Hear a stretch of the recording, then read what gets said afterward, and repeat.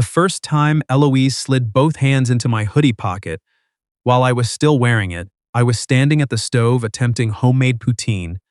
The February wind was doing something genuinely threatening to the kitchen windows, and I dropped the bag of cheese curds. Not all of it, about half, which, on a linoleum floor that had seen better decades, was its own kind of problem. "Don't move," she said. Her palms pressed flat against my stomach, through the fabric of the pocket, cold enough to feel through 2 layers. My hands are going to fall off. I was 29 years old.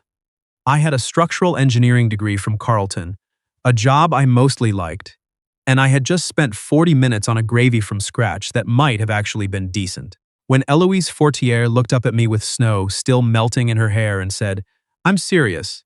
They're completely numb. I forgot how to operate a spatula." "There are gloves in the basket by the door," I managed. "I left them somewhere." "Where?" "If I knew that, they wouldn't be lost." "You have coat pockets." "Lined with that thin nylon stuff, useless." She curled her fingers against me through the fabric. "Yours runs warm." That was the problem with Eloise. She said things like that with complete composure, as if she wasn't aware they rearranged something in my chest every single time. She'd moved into the second bedroom 9 months earlier, after my previous roommate relocated to Calgary for a job in oil and gas. The listing had been up on Kijiji for 4 days when Eloise messaged me. She asked 3 questions before she asked anything else. Was the building on a bus route? Did I own a proper chef's knife? Or just those sad block sets? And did I have a strong opinion about the Oxford comma? Because she'd lived with someone who didn't use it, and she wasn't prepared to repeat the experience. I told her the 86 stopped half a block away. The knife was a Victorinox my mother had given me when I moved out, and I was firmly pro-Oxford comma, mostly on the grounds that clarity mattered. She moved in the following Saturday. By the end of her first month, she had reorganized the spice rack alphabetically and drawn a tiny illustrated map of the Byward Market on a sticky note above the stove, labeling each vendor she'd already decided was worth visiting. The fishmonger had a small crown. The cheese stall had a gold star. The coffee place around the corner got a skull and crossbones, which she said was because they charged $9 for an oat latte, and she considered it an act of aggression against the working population of Centertown. Living with her was easy in all the ways I hadn't expected. She made a proper pot of coffee every morning, the kind that actually required measuring, and left it on for me even when she was working from home and didn't need to be up until 9. I learned she went quiet when a freelance client sent feedback she disagreed with, so I started leaving Tim Hortons on the counter with a sticky note that said nothing, just a small arrow pointing at the cup. She never mentioned it and neither did I, but the cup was always empty by noon. We weren't dating. We had never kissed. We had never once discussed the fact that I noticed, the way you can't not notice, that the sound of her key in the door at the end of the day was something I had started listening for. For context, it was February in Ottawa, which is not a month that forgives you. The wind chill had been sitting at -28 for 4 days. The Rideau Canal had been closed to skating twice, due to unsafe ice conditions, which felt almost satirical, and our building's boiler was doing what boilers in Ottawa apartment buildings tend to do in sustained cold, which is make a noise like a disappointed relative and gradually stop producing heat. Eloise had been at a networking event for local designers. She came home through the door, wearing her good wool coat and an expression that suggested the evening had not been worth the commute. Snow was still dusting her shoulders when she crossed into the kitchen. "I can't feel my hands," she announced. Like genuinely. I touched my own face in the elevator and didn't recognize the sensation. "There's a hand warmer in the emergency kit in the closet." "Where in the closet?" "The bin on the middle shelf." "That requires finding the middle shelf." "Aloys." "My hands are going to fall off. I'm being serious." And then she was behind me, arms wrapping around my waist, both hands diving into the front pocket of my hoodie before I had registered the intention. I froze. The gravy spoon hovered somewhere over the pot. "Okay," I said, "this is happening." "You're so warm." She sounded almost annoyed about it, as if my body temperature was something I had arranged specifically to make her feel worse about her own. How are you this warm indoors? I'm cooking. I've been at a cocktail reception for 2 hours, and I'm still this cold. Something is wrong with me. You're from Montreal. You're supposed to know how to handle this. Montreal has the underground city for a reason. I managed to set the spoon down without dropping it. Her chin came to rest on my shoulder. Her hair smelled like the cold and whatever cedar shampoo she used that I had privately noted the brand of approximately 3 months ago and said nothing about to anyone. How was the event? I asked, mostly to give my mouth something neutral to do. Long. Someone tried to explain NFTs to me for 20 minutes, and I didn't have the energy to stop him. A pause. This is helping. The NFT explanation? Your pocket. I didn't say anything. There are moments where the smartest possible move is to let the silence sit. I let it sit. Her thumbs moved once lightly, against my stomach, through the fabric. I picked the spoon back up. We had been dancing around something for months. I knew it the way you know about a structural issue before you can see it. Something in the weight distribution. A small misalignment you keep noticing and reclassifying as minor. Eloise and I watched the Senators lose badly on hockey night in Canada and argued about whether the rebuild was actually a rebuild or just optimistic branding. I knew she liked her eggs soft-boiled. Exactly 7 minutes, and she knew I kept the good scotch on the second shelf, but left the mediocre bottle on the counter, and she had never once touched the mediocre bottle without asking. I fixed the warped drawer in her dresser that had been sticking since October. She came home one Tuesday with a second copy of a book I'd mentioned once in passing weeks earlier, because she'd seen it at the used bookstore on Elgin and thought I might want it. I had been on 3 dates in the 9 months she'd lived with me. None of them had resulted in a fourth. I'd told myself was a timing, or workload, or the general difficulty of meeting people in a city where everyone seemed to know each other through government contracts. I had not told myself the truth, which was simpler. I came home from each of those evenings, sat across from Eloise's on the couch, and felt the relief of being exactly where I actually wanted to be. She'd set her bowl down on the cushion between us after the third one. How was the date? Fine. Fine is the diplomatic version of bad. It wasn't bad. We just didn't have much to talk about. What did you talk about? Her job, my job, whether Banff is worth it in July or if September is better. And September, apparently. She looked at me sideways. Did you want it to go well? I took a very long sip of tea. I thought I did. She didn't push further. She picked the remote back up, and we watched the second period. But I caught her glancing at me once, just briefly, and she looked the way she looked when she was solving a design problem, like she had already arrived at the answer and was just deciding whether to say it out loud. It was 3 weeks after the kitchen incident when I found out. She'd left her laptop open on the kitchen table. This was normal. She worked from home most Fridays, and her setup had colonized half my table by now, an arrangement that had evolved gradually enough that neither of us had ever formally agreed to it. I was refilling my coffee when the screen lit up with a browser notification. A Kijiji listing. Apartment furnished Hintonburg, available March 1st. Below it, another. Centertown Bachelor, utilities included. Below that, a saved search titled One Bedroom Ottawa, available soon. I stood there longer than I should have.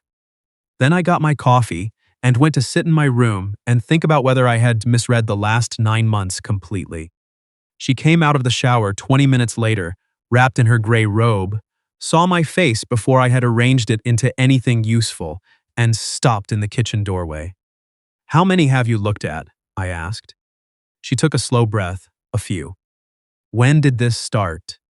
She sat down at the table, not across from me, but sort of sideways, like she wanted to be close, but not directly in the line of anything. About a month ago. You're leaving. I was thinking about it. That's a lot of saved searches for thinking. She put her hands flat on the table.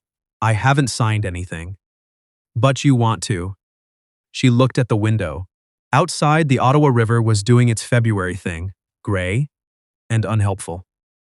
I don't know what I want, she said, which coming from Eloise, who had strong opinions about everything from municipal transit planning to the correct way to fold fitted sheet, was its own kind of confession.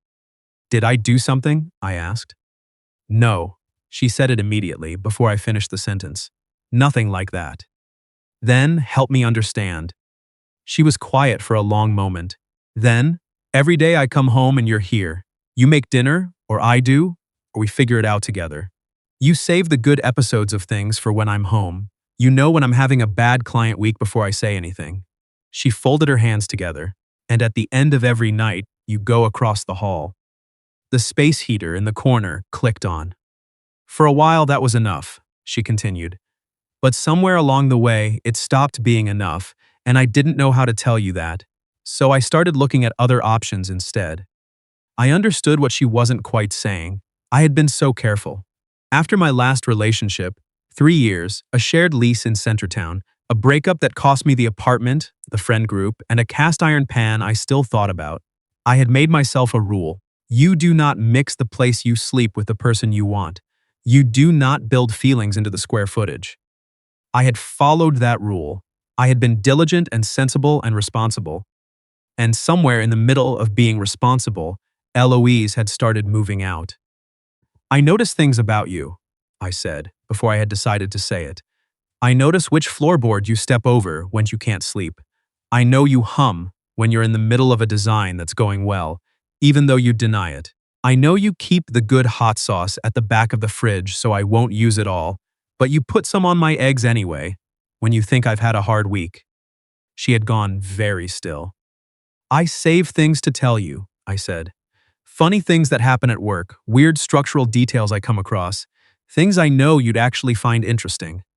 I hold on to them on the commute home so I have something to say when you're around. I stopped. I don't think that's just being a considerate roommate. The silence was long enough that I started to regret the entire speech. Then she said quietly, "How long?" "Which direction are you asking?" She looked up. "Both. I don't know exactly when it started. I know that after the second date I went on, I came home and you were on the couch, under that Hudson's Bay blanket, half asleep, and I sat beside you and watched the last 20 minutes of whatever you'd put on, and I stopped. I thought I should probably stop going on dates." She closed her eyes briefly. "When did you know?" I asked. She exhaled. "You stayed up until 1 in the morning, helping me rebuild a client presentation after my laptop glitched and wiped an hour of work. You had a site visit at 7 the next morning. You made tea and sat at the table and said, 'Walk me through what you remember,' until we'd put the whole thing back together." She looked at her hands. "After you went to bed, I sat there and realized I was in trouble." "How long ago?" 7 months. 7 months, I repeated. "I'm aware." "And you didn't say anything." "I didn't want to lose this." She gestured between the kitchen and the hall and everything the apartment contained. "Coming home knowing you're here. Fighting about whether the thermostat needs to be below 20 or if that's unreasonable. Knowing there's going to be someone to eat with." She looked directly at me. "I didn't want to say something and have all of it change." "It's already changed," I said. "You've been looking at apartments for a month." She flinched slightly. "I know." I sat across from her. "I'm not good at this, at taking the risk. You know what happened the last time I built a relationship around a shared address?" "I know. But I also know I haven't been honest about what the last 9 months have actually been. For me," I held her gaze. "I want you here because I want you here. Not the lease, not convenience, you." The faintest color moved up along her neck. "Is that enough?" I asked. "To pause on the apartment search?" She was quiet for a long moment. "I need you to understand something first," she said carefully. "Okay. I'm not testing you. I looked at those apartments because I genuinely thought I was going to have to make a choice about my own sanity, not because I wanted you to panic or come after me." She met my eyes. "I need you to know the difference." "I do." "Do you?" "Alois." I reached across the table and put my hand near hers, not touching, just close enough. "I believe you, and I'm telling you, I don't want you to go." She looked at my hand for a moment, then she turned hers over, palm up, and I covered it. We went for dinner the following Saturday. An actual reservation at a place in the Byward Market she'd mentioned wanting to try 3 months ago, and that I had quietly written down. She arrived in a dark green sweater I'd never seen before, and small silver earrings that caught the restaurant lighting, and for a moment I forgot I had lived across the hall from this person for 9 months. "That good?" she asked. I was trying to reconcile the person who put sticky notes on expired yogurt with what you're currently doing. The sticky notes are a community service. They're passive-aggressive. They're informative. We were given a corner table. We talked for 3 hours.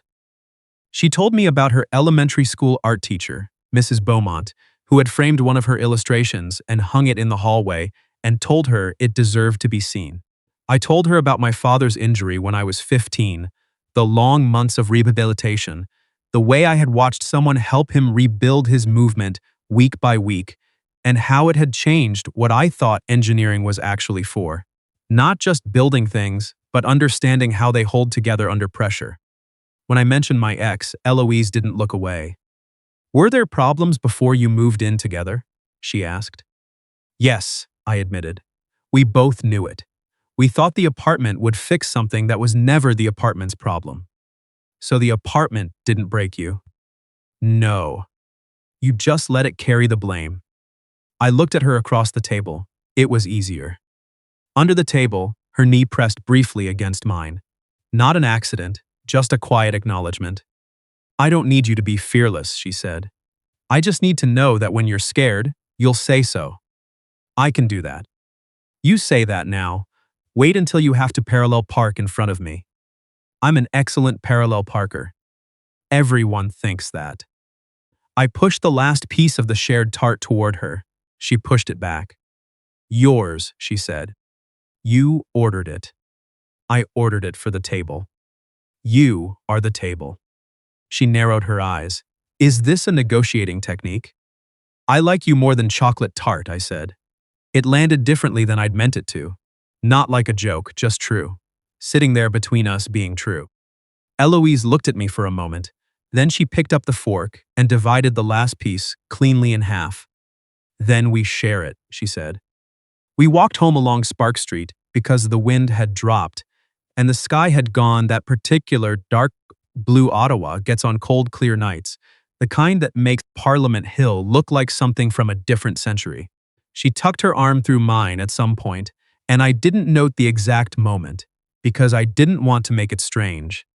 I kissed her in the front hallway with our coats still on. She rose onto her toes and kissed me back, unhurried, one hand catching the edge of my collar.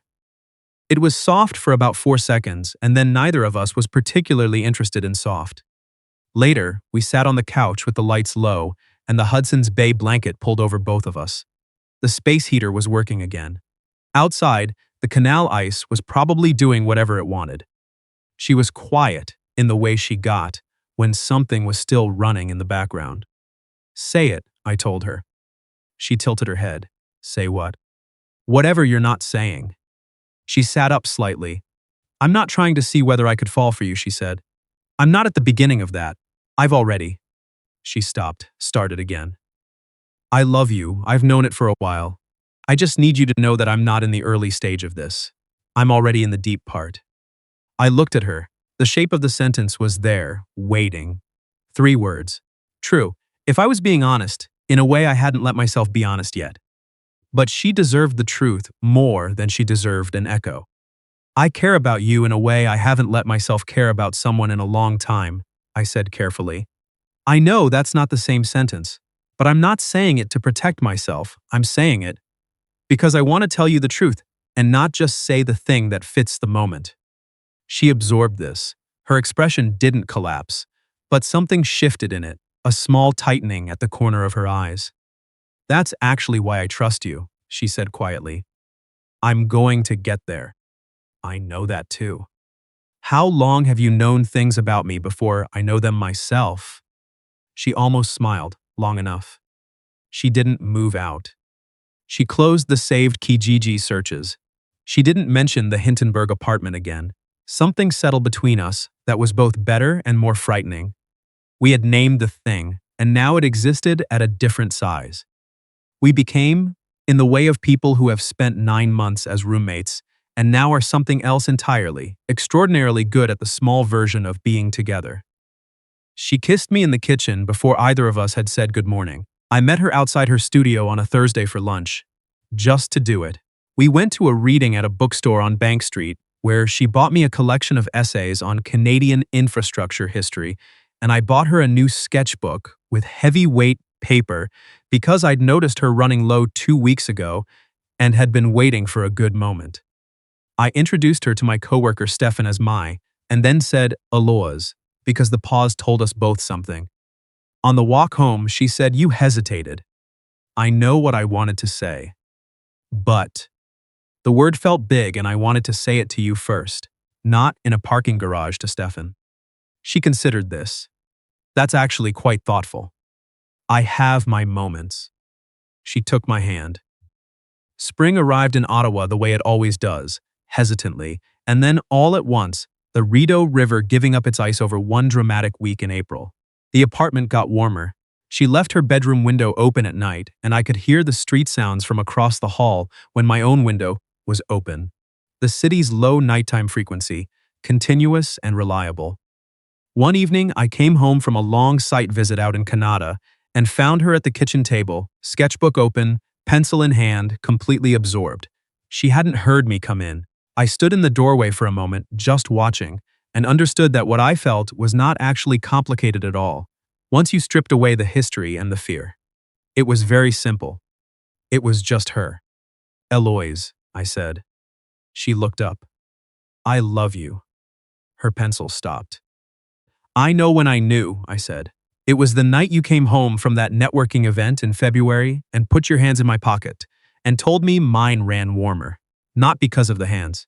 Because after, when you went to your room, I stood at the stove, thinking that I wanted then to spend every cold night for the foreseeable future in proximity to you.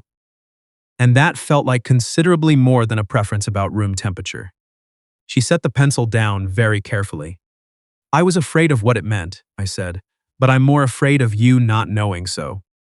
She stood up, crossed the kitchen, and kissed me before I could say anything else that had been sitting in my chest for months. When we came apart, her forehead rested against mine. "Say it again," she said. "I love you." Again. "I love you." "Okay," she exhaled. "I just needed to hear it 3 times to be sure you meant it." "I meant it the first time." "I know, I just wanted more." I laughed, and she pressed her face against my shoulder. And I thought about a principle from 3rd year, that the strongest connections aren't the ones built to resist all movement, but the ones built to move together, to absorb what comes and redistribute the load. I had spent a long time trying to build something that wouldn't shift. What I actually wanted was something that would hold. The following January, when the cold came back and the canal ice thickened, and Ottawa remembered what it was for 5 months of every year, I put something small in the front pocket of my hoodie before she got home. She came through the door in her good wool coat, snow on her shoulders, cheeks red from the walk from the bus stop. "Hands," she announced. "How bad?" "Medical emergency. I'm not being dramatic." "You're always being at least a little dramatic." She crossed the kitchen and wrapped her arms around my waist from behind, sliding both hands into the front pocket of my hoodie the way she still did when she came home from anywhere cold, because she'd decided 9 months before that this was acceptable, and I had never once argued the point. Her fingers found the small box before I did anything. She went still. I turned around.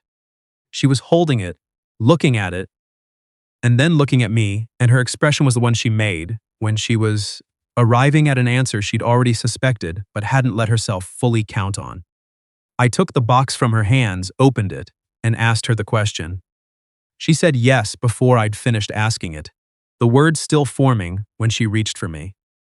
I put the ring on her finger in our kitchen in the apartment in Centertown, with snow on the windows and the space heater clicking and the canal out there, somewhere doing its reliable January thing. She slid her hands back into my pocket because they were still cold, and I covered them with mine and thought about how a structure is just material until someone decides it's worth maintaining And then you learn what it was actually built for.